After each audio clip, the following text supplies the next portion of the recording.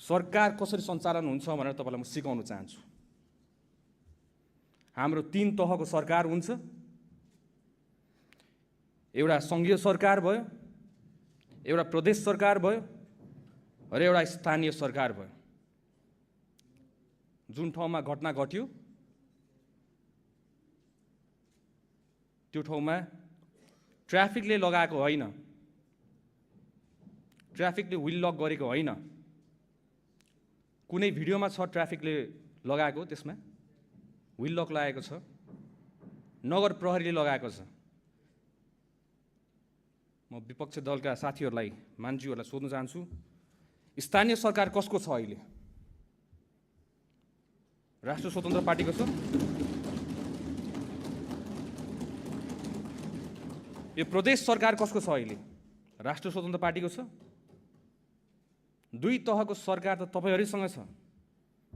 यो नियम कानुन हामीले बनाएको, तपाईहरुले बनाएको, तपाईले कार्यान्वयन गर्न नसकेर हामीले कार्यान्वयन गरेर हामीले देखाएको र त्यही नियम कानुनमा टेकेको हो हामीले। अहिले ब्ल्याक टिनको कुरा आइरहेछ, कालो सिसा लगायो। त्यो कालो सिसा बनाउने नियम हामीले कोरेका थियौं, तपाईहरुले कोर्नु भएको। त्यसलाई हामीले पालना मात्र गराएको। कति कुराहरू तपाईहरुले जानेर अबुझ गर्नु भएको। किन म धेरै भए मैले सहेको। अब यो सम्मानित सदनलाई एउटा रेस्पेक्टेड भ्यू पोइन्टबाट हेर्नुपर्छ। यसमा अलि आफूले बोल्दाखेरि एकदम मर्यादा राखेर बोल्नुपर्छ, तर घुटकन भइसक्यो। गाह्रो हुन्छ कहिले कहिले तपाईको यसरी हेर्दाखेरि के आफ्नो देश राम्रो होला भनेर हामीहरू सबै युवाहरू एउटा आशाले लडेका थियौं र आज आएर विपक्ष दलका साथीहरू, जतिजना मित्रहरू हुनुहुन्छ, जतिजना राजनीतिज्ञहरू हुनुहुन्छ, देश चलाएर 50औं वर्ष राज गरेका माननीयज्यूहरूबाट हामीले सिक्नुपर्नेमा आज हामीले यस्तो कुरा देख्न पाइरहेछौँ। हामीले तपाईहरुबाट सिक्नुपर्ने हैन र? तपाईहरुको गल्तीले हामीले सिक्नुपर्ने हैन र? हामी अगाडि बढ्नुपर्ने हैन र? यो देश त तपाईको पनि हो। हाम्रो बहुमतको सरकार होला, तर यो देश तपाईको पनि हो। तपाईलाई पनि जनताले जितारै पठाएको। मलाई अचम्म लाग्छ, आज आफ्नो यहाँ पीडा यसरी गरेर पोख्नु पर्दाखेरि एउटा मन्त्रीको हैसियतले, एउटा नागरिकको लागि हामीले हिजो रातभरि खट्यौं। म यतिकै यो आँसु झर्यो, किनभने आफूले अथाक प्रयास गर्दा गर्दा पनि नहुँदाखेरि त्यो चित्तै नबुझ्ने रहेछ। देशको कुन चाहिँ संयन्त्र चलायो?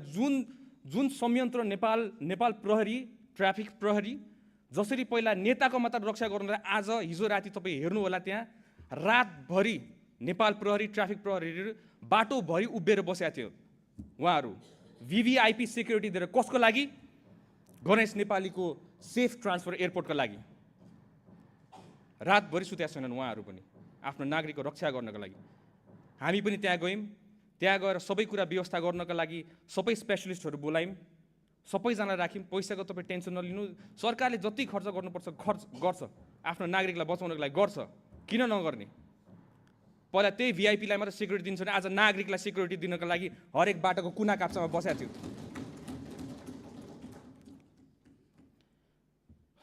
तर त्यतिखेरको कन्डिसन तपाईलाई थाहा छैन। किन थाहा छैन? किन तपाईँ त्यहाँ पुगेकै छैन। डक्टरसँग कन्सल्ट गर्नु पर्यो, कुरा गर्नु पर्यो। डक्टरहरू हामीले उता इन्डियन साइडलाई पनि हामीले पर्मिसन लिनु पर्यो।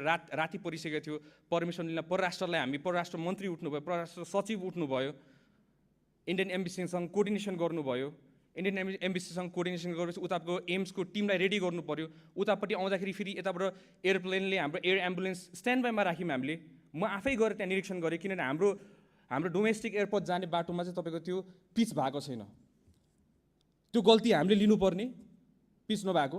त्यतिखेर हाम्रो गणेश नेपाली त्यही एम्बुलेन्समा जाँदाखेरि हल्लिएर केही होला कि भनेर डर लागेर मैले राति नै एयरपोर्टमा गएर 10 नम्बर बेमा लिएर आउनुपर्छ तपाईँहरूले, यतापट्टि सजिलो हुन्छ भनेर हामीले भनेर आएको छौँ। र राति एयरपोर्टमा आफै गएको। त्यसलाई स्टन्टबाजी भनेर भन्नुहुन्छ भने यस्तो स्टन्टबाजी सबैजनाकोबाट चाहियो आफ्नो नागरिकलाई सेवा गर्नलाई।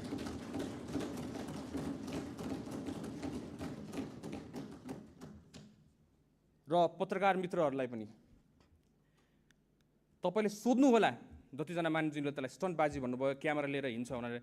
क्यामेरासँग भाग्ने मान्छेहरू हामीहरू, क्यामेरा आएर बोलेको तपाईँले हतपत्त हामीलाई देख्नु हुँदैन। हामी फिल्डमा उत्रेर काम गर्ने मान्छेहरू हो। हामीलाई त्यति राम्रोसित बोल्नु आउँदैन होला, तर राम्रोसित काम चाहिँ गर्नु आउँछ, आफ्नो देशलाई जोगाउनु आउँछ। चाहे तपाईँ नै होस्, तपाईँको जिम्मेवारी पनि हाम्रै टाउकोमा छ।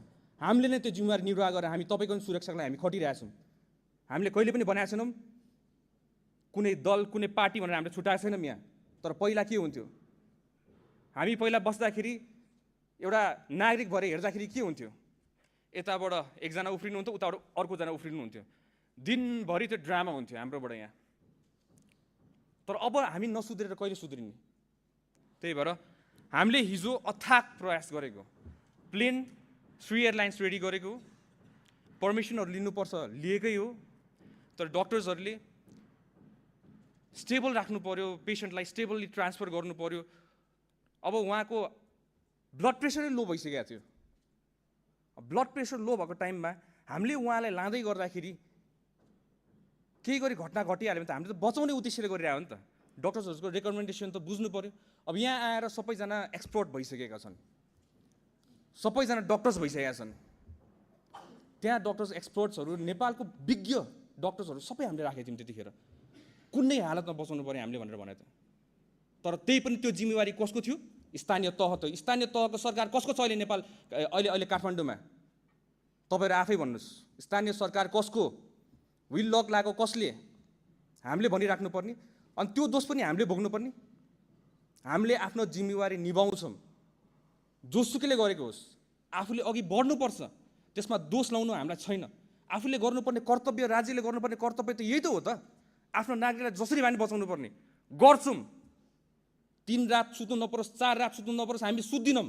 आफ्नो नागरिकलाई बचाउँछौँ, हामी प्रयास गरेकै हो मान्छेहरू। र अहिले आउँदाखेरि आफ्नै साथीभाइहरू मान्छेहरू जो अगाडि एउटा बोल्नुहुन्छ पछाडि अर्कै बोल्नुहुन्छ, चित्त बुझ्दैन रहेछ यो। अगाडि जसरी बोल्नु भएको छ त्यसरी नै पछाडि बोल्नु पर्यो। अगाडि आउनुहुन्छ मान्छेहरूले एकदम ल भन्दै घुलमिल गरेर बोल्नुहुन्छ, पछाडि गरेर के गरेर बोल्नु भएको थियो? सदनमा जे बोल्नुहुन्छ त्यसै गरी हामीलाई बाहिर पनि ट्रिट गर्नु न, अनि पो हामीलाई थाहा हुन्छ त। यो हामीलाई मन पर्दैन, यो पर्दा पछाडिको खेल। त्यही भएर यसको लागि हामीले एउटा छानबिन समिति पनि एउटा गठन गरेका छौँ। डिआइजी हाम्रो गोविन्द थपलियाको संयोजकतामा 5 सदस्यको छानबिन समिति हामीले गठन गरेका छौँ। 3 जना अहिले हामीले छानबिनको लागि, सोधपुछको लागि नियन्त्रणमा लिएका छौँ। महानगरपालिकाको प्रहरीहरू, उहाँहरूलाई नियन्त्रणमा लिएको छौँ। अनि यसमा हामी निष्पक्ष हिसाबमा हामी छानबिन पनि गर्छौँ। र बुझ्नुपर्ने कुरा एउटा कुरा, हामी गृह मन्त्रालय हामी एन्फोर्स गर्ने हो। ट्राफिकको फाइन कुनै लाउँछ भने ट्राफिकले फाइन त उहाँहरूले कोर्ने होइन नि त। भौतिक तथा यातायात मन्त्रालयको विभाग छ, त्यहाँबाट नियम कानुन बनाएर हाम्रो सदनबाट पास भएर बल्ल त्यो विधेयक हो। तपाईँहरूलाई सिकाउनु पर्ने मैले, जो भर्खरै राजनीतिमा आएको छ, त्यो विधेयक हो भनेर।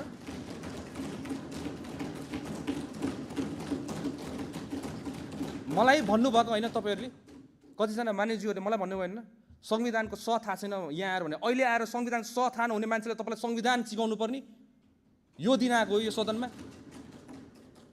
त्यही भएर मान्छेहरू यो सम्मानित सदनको गरिमा राखिराखौँ इन रेस्पेक्टेड वे। नेपाली जनताले धेरै आशा गरेका छन् यसपालि हामीबाट, तपाईँबाट पनि आशा गरेका छन्, हामीबाट पनि आशा गरेका छन्। र यसमा पक्ष र विपक्ष भन्नाले एउटै डुङ्गामा चढेर जाउँ न, एउटा नेपाल राम्रो बनाउनको लागि। के छ र? गल्ती हाम्रो भयो भने हामी सुधारौँला, गल्ती तपाईँबाट सुधारौँला। किन यो भेदभाव कति गर्ने हामीले? यो कति हेर्ने? नेपाली जनताले कति सहने? र यसलाई अहिले आएर कसैको पीडालाई राजनीतिकरण गर्ने कसैको पीडालाई, यस्तो त गर्नु भएन नि हजुर। यो त इस्यु होइन नि त।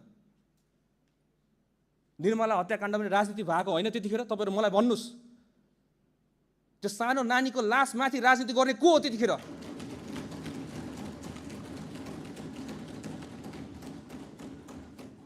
त्यही भएर यसमा हामीले गर्नुपर्ने हाम्रो आफ्नो दायित्व, नेपाल सरकारको तर्फबाट दायित्व, हामीले 1 इन्च पनि हामी छोड्दिनौँ। हाम्रो आफ्नो कर्तव्य पुरै गर्छौँ र नचाहँदै पनि आफ्नो अथक प्रयासपछि पनि आज हाम्रो गणेश नेपाली भाइले आज हामी माझ हुनुहुन्न। म बुझ्छु यो कुरा, तपाईँहरूको प्रश्नहरू म बुझ्छु, तपाईँहरूको धेरै क्वेसन्सहरू छ, तर हामी त्यहाँ हुँदै गर्दा हामीले आफ्नो बेस्ट दिएको। विश्वास गर्नुहोस्, मलाई ढाँट्नु आउँदैन। म पहिलादेखि भन्छु मलाई ढाँट्नु आउँदैन, मलाई ढाँट्नु मन लाग्दैन। र अहिले यस्तो गरिमामय सदनलाई मैले ढाँट्दाखेरि मलाई पाप लाग्छ। म सारा नेपाली जनतालाई ढाँटिरहेको हुन्छु। म यस्तो ढाँट्नु मलाई मन लाग्दैन। जी हो, यही हो यथार्थ। तपाईँले मिडियाकर्मी साथीहरूलाई सोध्नु होला, कहिले मैले बोलाएको छु मिडियाकर्मी साथीलाई मलाई आएर घेरेर बस भनेर? कहिले भनेको छु मैले? उहाँहरूले आफ्नो कर्तव्य निर्वाह गर्नलाई धेरैवटा प्रश्न गर्नुहुन्छ, त्यही पनि मैले प्रश्न उत्तर नदिकन आफ्नो काममा सुरु हिँड्छु। कति कुरा मैले चिप्लेर बोली, किन सदनमा हेर्दै गर्नुहोस् न। म यहाँ उभिनेपछि सबैजना कसरी हेर्नुहुन्छ? अब सुदन गुरुङले गृहमन्त्रीले केही चिप्ल्याउँछ र त्यसलाई भाइरल बनाउँला भनेर बुझिरहेको हुन्छ। त्यो हो तरिका? तर त्यही पनि कतिजना मानिसज्यूहरू विपक्षी मानिसज्यू भए पनि मलाई माया गर्नुहुन्छ। मैले देखाएको छु हाम्रै मानिसज्यूहरूले धेरै माया गर्नुहुन्छ। कति गलत गर्ला कि हामीले सच्चाइ दिनुपर्छ, म सम्झाइ पनि राख्नुहुन्छ। त्यसमा म एकदमै आभारी छु। I'm very happy, I'm more than happy. म एउटा जेनेरेसनलाई रिप्रेजेन्ट गर्छु, एउटा युथलाई रिप्रेजेन्ट गर्छु, एउटा नयाँ पुस्तालाई रिप्रेजेन्ट गरेर हामीहरू आइरहेको छौँ। र त्यो पुस्ताको इज्जत धान्ने कर्तव्य मेरो हो। र म त्यो पुस्ताको इज्जत फाल्न नदिनको लागि म हर कदम प्रयास गर्छु। तपाईँहरूको नि इज्जत नफाल्नको लागि विदेशमा गएर म तपाईँहरूको इज्जत पनि धान्नलाई म हर कदम प्रयास गर्छु। चाहे तपाईँ काङ्ग्रेस होस्, चाहे तपाईँ एमाले होस्, तपाईँ माओवादी होस्, हामीलाई त्यस्तो सरकार छन्। तपाईँ एउटा नेपाली हो मेरो लागि, तपाईँ मेरो दाजु हो, मेरो भाइ हो। सारा संसारमा, सारा ठाउँमा मैले भनिसकेको छु यो कुरा। त्यही भएर कतिपय प्रश्नहरू गर्दाखेरि हेलिकप्टरको विषय उठाउनु भयो। समय मलाई अलिकति समय दिनु होला है। धेरै कुरा मलाई भन्नु मन लागिरहेछ आज। यो हेलीको विषयमा अब धेरैजना मानिसहरूले उठाउनु भयो। हेली, हाम्रो त्यो हेली पानीमा खोलामा गाडी छिरो हेली किन गएन? We need to work smart. हामी यो जेनेरेसनको मान्छे, हामीसँग ड्रोन छ र हेली तपाईँ आफै, म तपाईँलाई प्र्याक्टिकली आज म भन्छु, त्यो ठाउँमा हेली त्यत्रो माथि उड्दाखेरि मुनिको बगिरहेको देखिन्थ्यो होला। हेली जाँदाखेरि गाडी मुनि छिरिसक्यो, खोलामा गइसकेको। म फर्स्टमा अपडेट डिजास्टरको बारेमा म 10 years एक्सपिरियन्स छ, मैले बुझ्छु के भयो भने तुरन्त आत्तेर फोन गर्छु म। त्यतिखेर बुझ्दै गर्दाखेरि पानीभित्र छिरिसकेको अवस्था थियो र एकजना व्यक्ति त्यहाँ अड्किराख्नु भएको अवस्था, उहाँ पनि लास्ट कन्डिसनमा थियो।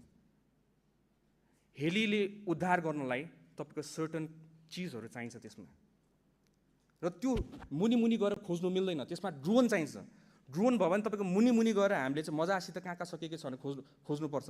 सशस्त्र प्रहरी बलको हाम्रो यहाँ के भन्छ कुरिङटारको होल टोली जानु भएको छ त्यहाँ, र त्यहाँ हेली चाहियो। हेली आएर उद्धार हुने होइन, स्मार्ट वेमा गर्नुपर्छ हामीले हेलीको यो। किन त्यो पैसा त हेलीको पैसा त तपाईँको पनि हो।